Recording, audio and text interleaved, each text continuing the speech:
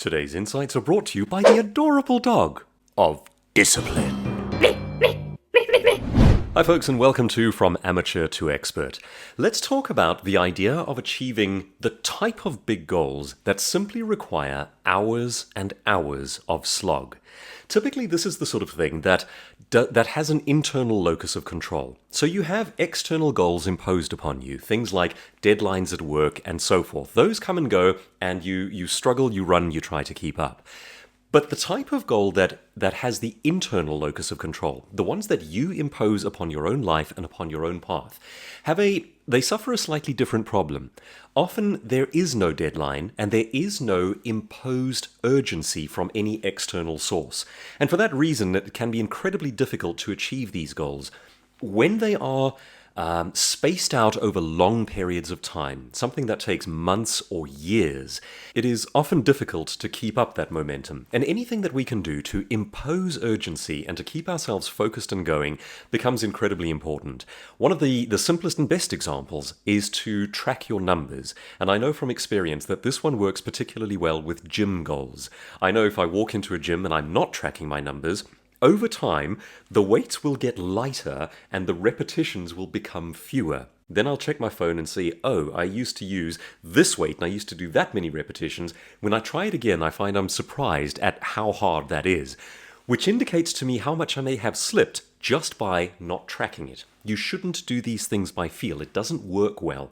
I also know from the world of writing that if you do it when you feel like it, as opposed to following a sort of regimented and disciplined approach, you find that the word count can lag over days, weeks, and even months. One of the most horrifying ones I ever had was I started writing a novel, and I have this habit of recording the date when I began. I said, this idea conceived on, it's very grand. And one of them, I opened a document just playing with ideas, and it occurred to me that I had started that novel 12 years ago. And there it was, unfinished. And I actually wrote a little note to myself in which I said, yikes, Doug, 12 years. In that time, you could have written 12 more novels if you'd only done one a year. And that's a relatively slow pace. And that sort of thing for me is always a wake-up call. This idea that unless you impose some sort of urgency, weeks, months, and years can go by without us focusing on these goals that we tell ourselves are so important. The opposite is true. If we find ways to stick to those goals, within a year, you get it done. Within 3 years, you get that qualification. Whatever the case might be, that time is going to go by one way or the other. If you impose the discipline and the urgency, you can change the course of your life. If you do not, nothing happens. And to my mind, that's one of the most terrifying things. There's a lyric from a very old song by an old folk singer from last century, John Denver. And he sings this line that goes, when I think that I'm moving, suddenly things stand still, and I'm afraid because I think they always will. Now, I don't know how to explain why that gives me the chills, but it really does. It's one of the most horrifying and motivating phrases I've ever come across. I'm terrified of things standing still and going nowhere. So I look for every possible tip, trick, and technique in order to impose that urgency on myself. Tracking them is one. Here's another one that I've discovered. So every day, a radio presenter will have to put in either 3, or depending on the station, 4 straight hours of productivity. And there's something that I can relate to in the world of radio presenting. I've done a bit of it myself, so I know what the work involves. But there's also this sense that every day, whether or not you feel like it, you get up, get behind the microphone, and produce 3 hours of creative content, or 4 hours of creative content.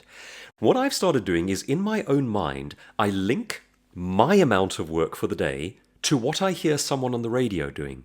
And I've got a particular presenter on one of our local radio shows here, and whenever the presenter comes on, I sort of listen to her over this 3-hour period, and if I'm in my car when I catch the show, I think, here's this person putting in another 3 hours of creativity. What would have happened in my world if I'd done 3 hours of creativity on that one goal? Now, if you've been watching previous videos, you'll know my scenario right now is very much geared that way. I had my first novel, The Man Who Never Was, published in January by Penguin, and they've graciously accepted the second one, which comes out next year. It's kind of a scary, deep, dark, Dean Koontz-style thriller with a bit of a sort of an X factor to it. The simple idea here is we have a young lady who can sense evil in others, and we've got a machine that is able to measure the propensity for evil in others, and which one can catch out a rising Antichrist. So that's next year's novel, Character Scan, and it's going through the final stages of editing now, and will come out next year, hopefully March. But now, what I've told myself is all of the wisdom around becoming a novelist says the same thing. It's bum in chair, words on screen. You just have to keep producing. Folks, it is phenomenally easy for me not to do that. There are 3 straight episodes of Frasier on TV every morning. There's a gym down the road. There's a beautiful sunny park on the other side. There are endless opportunities not to put in those 3 or 4 hours of creative work every day. What I do is I psychologically tie a sense of guilt to hearing that radio presenter. Now, she'd probably be bemused to know that whenever I hear her, I get this sort of twist in my stomach, and it's not her fault, it just does that. But it works incredibly well because every single day the show comes on, and every single day she's putting in her 3 or 4 hours of creative, thoughtful output. And that's simply because the time is set. Now, if you are a creative producer, your time is probably not set. That's a great danger.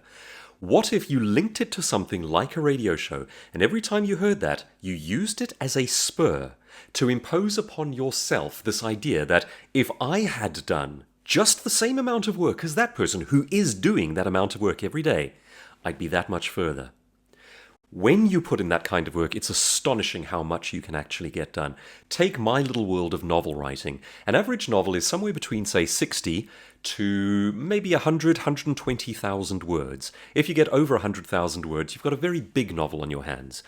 I know this from experience, I can write an entire book of between 80 to 100,000 words in 2 to 3 months if I'm focused, or it can take 12 years. So you see folks like Stephen King and Dean Koontz and so on coming out with big books every 6 months. It's not that hard to do if you're simply putting in 3 solid hours, 4 solid hours of actual work every day. When you start to measure those numbers, generally speaking, you find yourself horrified to discover that we're doing nothing like that. What actually happens if you're measuring it is, I did a bit of work on Monday and I was so inspired that I took Tuesday off, and Wednesday off, and that week off, and March off. That's what actually tends to happen. That daily radio show and listening to that presenter, tying it in as a mental spur, is phenomenally powerful. What's your big hours-based goal? What's the thing that would change the course of your life for the better? That accolade that you would love to have under your belt? What is that in your world? Folks, if it's an hours equation, then you have to put in those hours. And the more urgently you do it, the sooner you get your results. Whenever I speak for audiences on goal setting and so forth, I often use this sort of phraseology because this really captures it for me. You are not separated from your goals by a matter of years. You are separated from your goals by a matter of actions. How long those actions take is entirely up to you. It can take years. You can start a novel and 12 years later realize you've done nothing on it. Or you can have it done 3 months from now. The choice is up to you. Use whatever mental spurs you can to enforce that discipline. Track it with numbers. Tie it to someone who is doing it every single day. Watch your life change.